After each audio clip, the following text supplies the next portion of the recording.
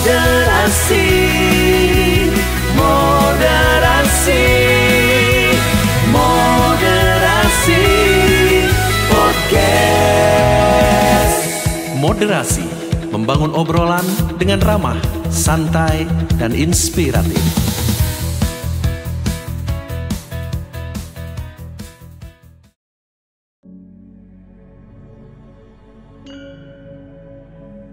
Om Swastiastu, Om Awiganamastu Namo Sidam, Om Sidirastu Tatastu Astu Swaha. Umat sedharma, sahabat religi yang berbahagia dimanapun berada, di hari dan kesempatan ini atas karunia ide Sang Yang Widiwasa, Tuhan Yang Maha Esa, semoga kita senantiasa diberikan kesehatan, kerahayuan, dan semoga pikiran yang suci selalu menyelimuti kehidupan kita. Baik umat sedharma yang berbahagia, berjumpa kembali pada kesempatan ini. Kita akan berbincang dalam membangun obrolan dengan ramah, santai, inspiratif di podcast Moderasi Kantor Kementerian Agama Kabupaten Karangasem. Baik, pada kesempatan kali ini kita akan mengambil topik merajut kerukunan dalam bingkai moderasi.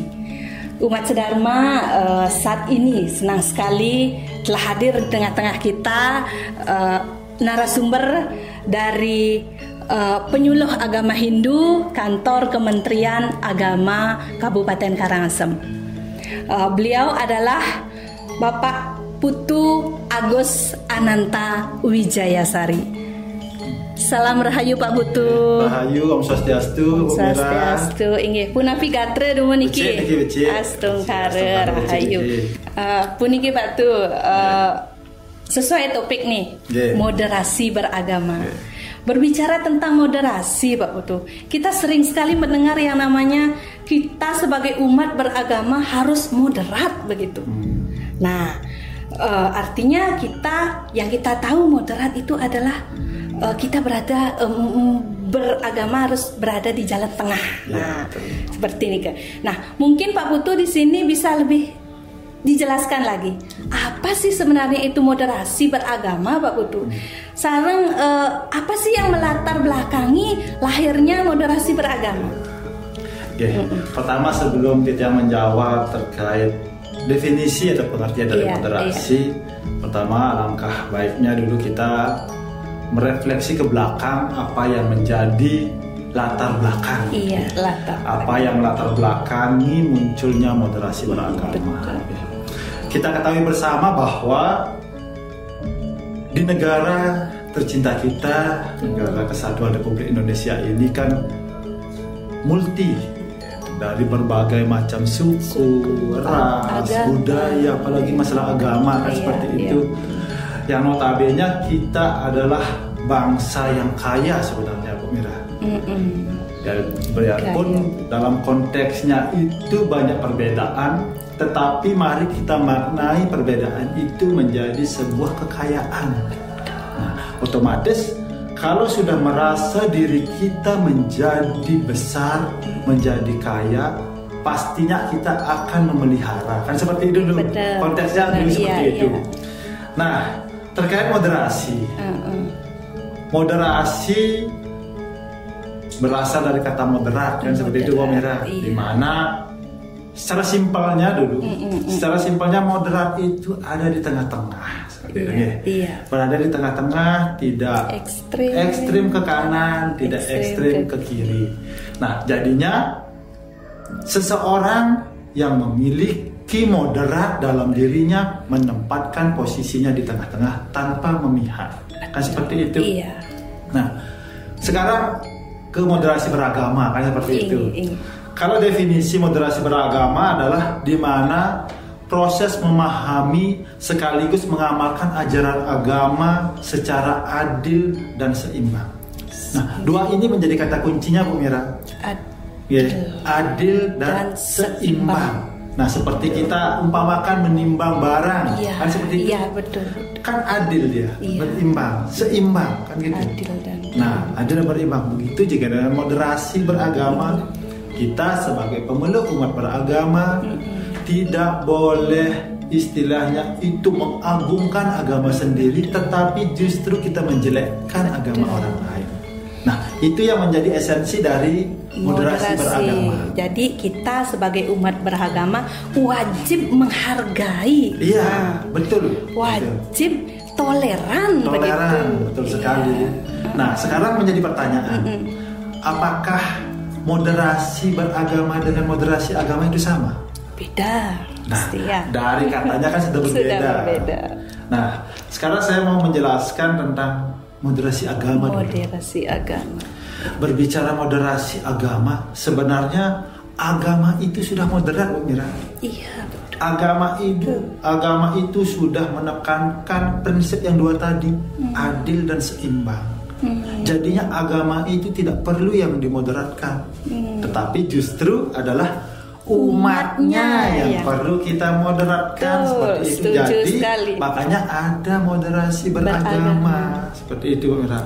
Karena di mana ya kodratnya itu kita sebagai manusia ini sebenarnya adalah makhluk yang terbatas tentang pengetahuan, kemampuan untuk menganalisa.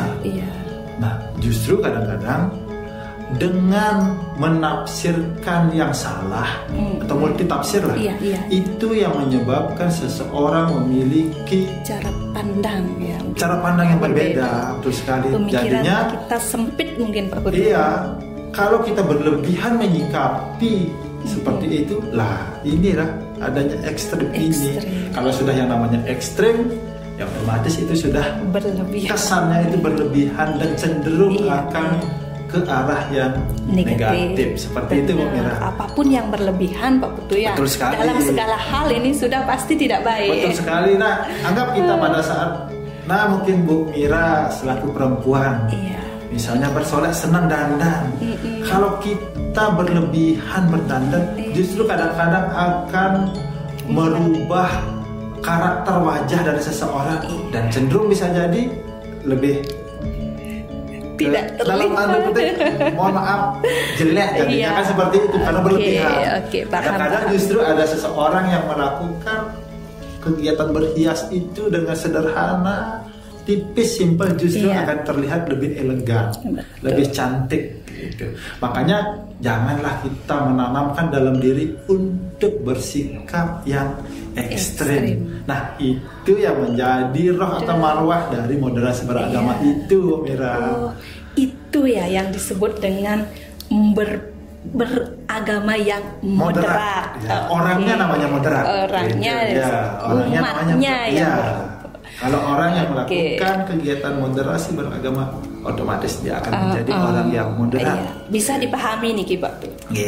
Harapannya kita semua bisa moderat menjadi umat yang moderat. Pastinya seperti itu. Nah, puniki Pak tuh sudah bisa tiang terima sudah bisa tiang pahami. Nah, terkait itu moderasi beragama, tentu kita harus punya yang namanya prinsip dasar atau indikator menjadi moderasi beragama. Indikator dari moderasi beragama dulu, Pak. Nah, sebelumnya dari pemerintah kita juga sudah mengeluarkan Perpres, Perpres nomor 58 tahun 2003 tentang penguatan moderasi beragama. Nah, jadinya moderasi itu sudah mendapatkan perhatian khusus dari negara kita melalui peraturan presiden itu, di mana kita diajak bersama-sama untuk bertanggung jawab menjaga keutuhan negara Republik Indonesia melalui pelaksanaan moderasi ini, kan gitu. Nah, jadi tidak menjadi tanggung jawab perorangan, gitu. Kita semua secara pribadi, masyarakat, begitu, apalagi negara, melalui pemerintah, sudah mendapatkan perhatian khusus jadinya. Nah, dengan perhatian itu, kita sebagai warga negara yang baik harus memiliki rasa tanggung jawab yang besar untuk itu.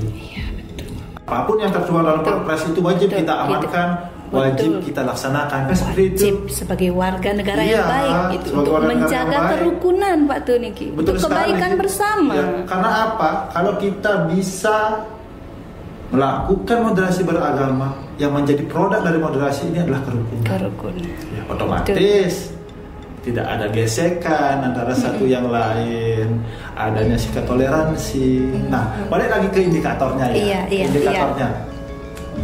Dan di peraturan itu dapat kita kutip ada 4 indikatornya Bu Mira. 4 indikator.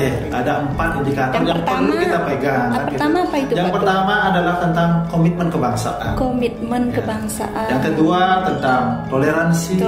Ketiga anti kekerasan.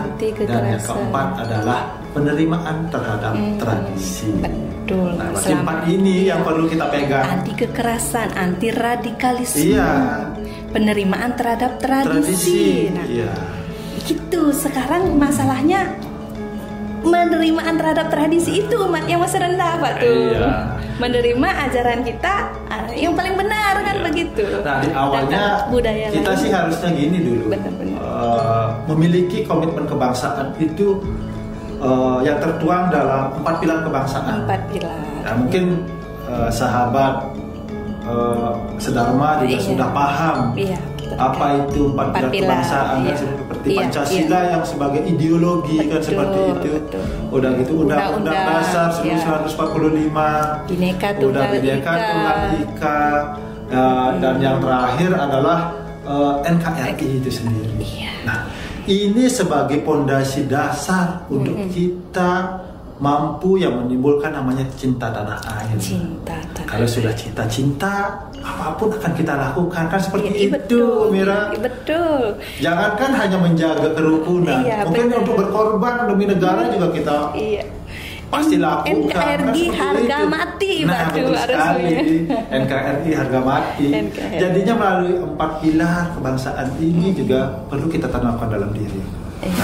Terus korelasinya dengan nilai-nilai ajaran agama juga ada loh. Oh iya. Nah itu nih Pak tuh. Kalau dalam komitmen kebangsaan kita punya 4 pilar. Dalam menjalankan ajaran agama khususnya di Hindu juga kita punya dasar. Kan ada 5 keyakinan dalam agama Hindu yang disebut dengan Pancasrada itu.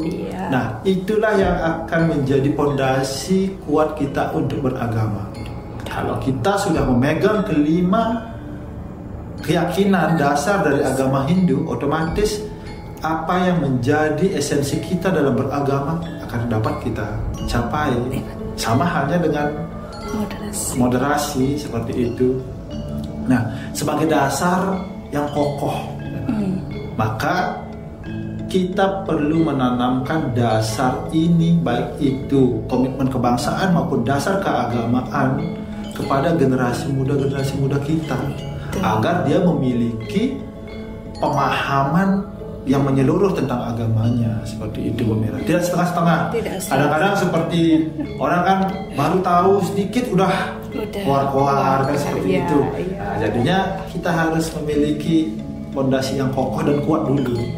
Itu baru kita berlanjut ke tahapan-tahapan berikutnya. Tetap harus fondasi. Fondasinya dulu harus kokoh. Nah, terkait juga toleransi. Nah, yang seperti yang dikatakan tadi bahwasanya toleransi kerukunan adalah produk dari moderasi. Dan seperti itu. Kalau sudah moderat pasti rukun. Kita menghargai perbedaan, kita menghargai yang namanya multi budaya, multi agama. Jadinya apabila ada umat lain yang melakukan kegiatan keagamaan, kita tidak mengganggu mereka, justru kita mentoleransi, kan, saling menghargai, saling menghormati. Kan. Dan sebetulnya Pak Tuya, moderasi beragama itu udah terjadi dan terjalin dari dulu kan? Iya, sebenarnya seperti itu. Cuman kan kadang-kadang seseorang itu prakteknya sudah dilakukan, tetapi pemahaman secara menyeluruh ke dalam dirinya itu belum. Seperti itu. Makanya antara teori dan prakteknya itu harus seimbang. Seperti tadi posisi tengah-tengah, moderat dah itu. Seperti itu. Dan anti kekerasan juga. Nah, di di dalam agama Hindu juga kan mengajarkan kita ahimsa, Bu Mira. Iya, betul. Ahimsa, tidak menyakiti baik secara pikiran, perkataan maupun perbuatan. Makanya perlu menjaga attitude, menjaga etika sehingga kita bisa saling menghormati antar umat beragama. Tidak hanya di intern ya, kan ada trik kerukunan agama Hindu, trik kerukunan umat beragama kan seperti itu. Yang namanya trik kerukunan ada 3 rukun intern umat beragama, antar umat beragama, dan umat beragama dengan pemerintah seperti itu. Dan yang terakhir ya penerimaan terhadap tradisi, Bu Mira. Iya. Makanya khususnya di Karangasem ya, kita berbicara Karangasem yang kebetulan juga kita tinggalnya di Karangasem. Bahwasanya seperti yang Ibu Mira bilang tadi, di Karangasem sebenarnya sudah moderat dari dulu. Tidak hanya baru ada peraturan pemerintah baru kita lakukan. Gitu. Dari dulu. Buktinya Karangasem banyak sekali ada etnis. Ada semeton kita dari Muslim beragam juga di sini. Ada juga dari Chinese. Ada. Nah, dari konteksnya penerimaan terhadap tradisi, justru keberadaan semeton-semeton kita itu memberikan sebuah warna baru. Lebih berwarna. Lebih berwarna. Seperti taman lah itu. Ada bunga yang warna merah, ada yang warna kuning dan pink mungkin dan lain sebagainya. Sesungguhnya memang perbedaan itu indah, Pak. Indah, betul sekali. Kalau kita menyikapi secara positif, pasti perbedaan itu indah. Contohnya seperti yang di Saren, Bu Mira. Di Saren, betul. Dan kebetulan tahun 2023 juga ditetapkan Saren itu sebagai kampung moderasi. Di sana juga terjalin hubungan yang baik antara semeton di Islam dengan semeton di Hindu. Gitu. Kita berbicaranya semeton. Kalau sudah semeton kan berarti ada kedekatan secara emosional. Ada rasa pesemetonan, rasa itu. Yang lebih dekat. Gitu. Tidak ada jarak di antara kita kan seperti itu. Namanya juga semeton kan seperti itu. Nah, di sana ada sebuah tradisi di mana saling undang ke undang seperti itu, dan juga ada kolaborasi antar budaya. Di mana di sana ada namanya tradisi burca dan cekepung. Ada di sana kolaborasi melalui budaya seni di sana. Burca cekepung gitu. Luar biasa sekali. Ada kolaborasi, termasuk tempat lain juga ada. Di Seraya, Pak. Di Seraya. Luar biasa sekali di situ kerukunan antara umat Hindu dengan betul sekali. Muslim. Nah, jadi dengan digaungkannya kembali moderasi beragama, apa yang sudah kita warisi dari luhur terdahulu perlu kita kuatkan dengan pondasi-pondasi yang tadi. Oke, seperti itu, Bu Mira. Luar biasa sekali nih Pak tuh perbincangan kita semakin hangat nih. Terus tadi juga udah dikaitkan dengan moderasi dalam ajaran agama Hindu. Di situ ada ahimsa, ada wasudewa kutumbaka, kan begitu Pak tuh ya. Makanya semeton tadi. Kita semua bersaudara. Saling asah, saling asuh, selunglung sebaya take, paras-paros kan seperti itu. Luar biasa sekali Pak tuh. Ya, semoga semua umat harapannya kan begitu Pak tuh yang memiliki sikap yang moderat, toleran. Betul sekali. Nah, mungkin Niki harapan Pak tuh ya, pertanyaan terakhir. Harapannya Pak Putu selaku penyuluh agama, terlebih Pak Putu Niki ngantornya ring KUA ada yang penyuluh. Nah, di situ KUA sebagai rumah moderasi kan begitu. Nah, bagaimana nih Pak tuh harapannya dan apa mungkin ya yang bisa disampaikan kepada umat Hindu, umat beragama, khususnya juga umat Hindu ya, generasi muda Hindu. Nah, generasi muda untuk bagaimana menerapkan sikap moderat. Harapannya sih sebenarnya simpel saja, Bu Mira.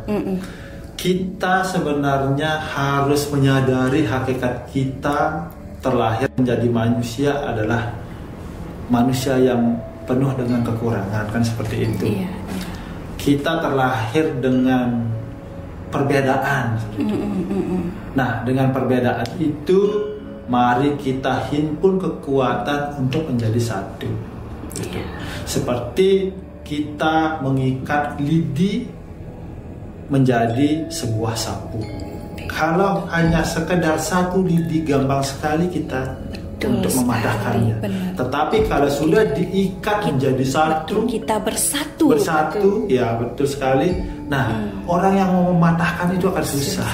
Nah, jadi harapannya ke depan, perbedaan jangan dianggap sebagai alat untuk kita menjadi saling bermusuhan. Justru perbedaan jadikan sebagai sebuah kekuatan untuk menghimpun diri secara bersama-sama agar apa yang menjadi tujuan kita, yaitu umat yang toleran, umat yang damai, dapat kita wujudkan. Sehingga kita santi jagadita, moksatam jagadita, yaca iti dharma. Pas sekali itu Bu Mira. Oke. Luar biasa Pak tuh. Perbincangan yang hangat ya, closing statement yang betul-betul membuat kita memotivasi diri kita Pak tuh, khususnya tiang niki. Kita harus menjadi umat yang moderat seperti ini. Baik umat sedharma dimanapun berada, demikianlah perbincangan dengan narasumber Pak Putu. Ya, mungkin dari perbincangan terkait moderasi beragama dapat Titiang simpulkan di mana kita sebagai umat beragama wajib memiliki sikap beragama yang damai, santun, menghargai sebuah perbedaan. Janganlah kita bertengkar hanya karena sebuah nama yang diberikan, tapi yang sesungguhnya itu adalah satu, seperti ini. Baik, demikian yang bisa Tiang sampaikan. Mohon maaf apabila ada yang kata yang tidak berkenan, dan Titiang akhiri dengan Parama Santi. Om Santi Santi Santi Om.